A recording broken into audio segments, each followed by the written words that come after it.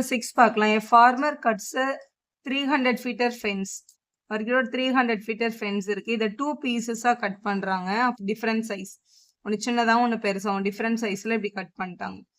The longer piece is 4 times as long as the shorter piece ன்னு சொல்லியிருக்காங்க. இந்த shortest சைடை விட இந்த லாங்கர் சைடு வந்து 4 டைம்ஸா இருந்துச்சு. இப்போ ஷார்ட்டர் சைடு எக்ஸா இருந்தா லாங்கர் சைடு வந்து 4 எக்ஸா இருந்தது அப்படின்னு கொஸ்டின்ல சொல்லியிருக்காங்க. அப்போ இது ரெண்டத்தையும் ஆட் பண்ணா இந்த ஃபென்சிங் ஒரு மொத்த லென்த்தான 300 feet டெஃபினட்டா கிடைக்கும்ல. ஸோ இந்த ஷார்ட்டர் சைடை வந்து நம்ம வந்து எக்ஸ் ஃபீட் அப்படின்னு எடுத்துக்க போறோம். அப்போ லாங்கர் வந்து கண்டிப்பா 4 டைம்ஸ்ன்னு சொன்னதுனால 4x feet அப்படின்னு எடுத்துக்க போறோம். சரி, இது ரெண்டத்தையும் ஆட் பண்ணா டெஃபினட்டா என்ன கிடைக்கும்? 300 feet கிடைக்கும். ஏன்னா அந்த ஒயர் தானே ஒரு ரெண்டா கட் பண்ணாரு. அப்போ x plus 4x is equal to 300 எழுதிக்கலாம் ஃப்ரம் த கொஸ்டின். இது வெறும் எக்ஸ்னா 1xன்னு அர்த்தம். 1ம் 4ம் ஆட் பண்ணும்போது 5x is equal to 300. Multiple இருக்க 5 எங்க போனா டிவிஷனுக்கு போகும். 300/5 அப்படின்னு கிடைச்சிருக்கு. கேன்சல் பண்ணிக்கலாம்.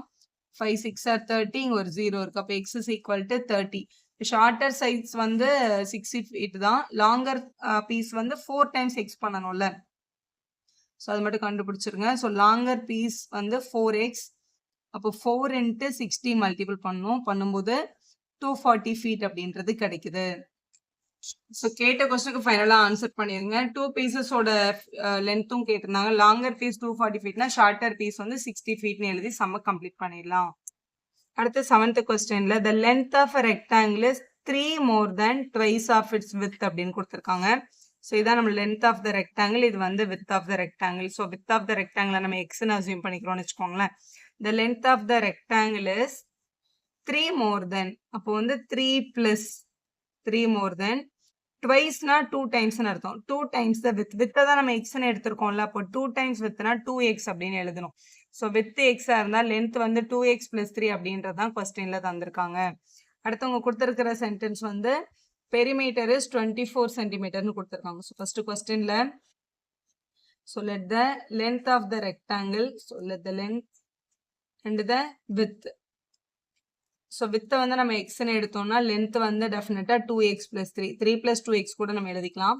கொஸ்டின்ல பெரிமீட்டர் இஸ் 24 அப்படின்னு சொல்லியிருக்காங்க இல்லையா. பெரிமீட்டரோட ஃபார்முலா நம்ம சின்ன கிளாஸ்ல இருந்து படிச்சது 2 times length plus width. length plus breadth இப்படி வேணாலும் எழுதிக்கலாம் நம்ம.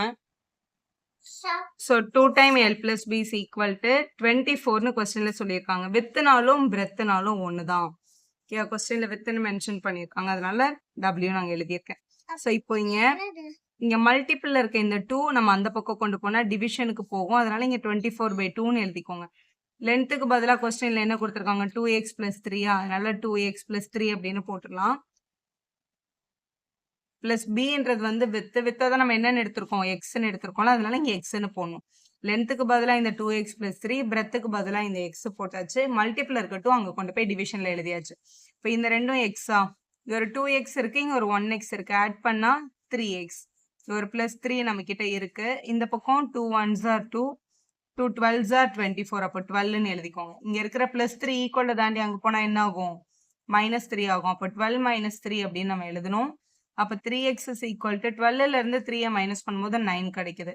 மல்டிபிள் இருக்க 3 அங்க போனா என்ன ஆகும்? டிவைட் ஆகும். அப்போ 9/3 அப்படின்னு நம்ம எழுதிக்கலாம்.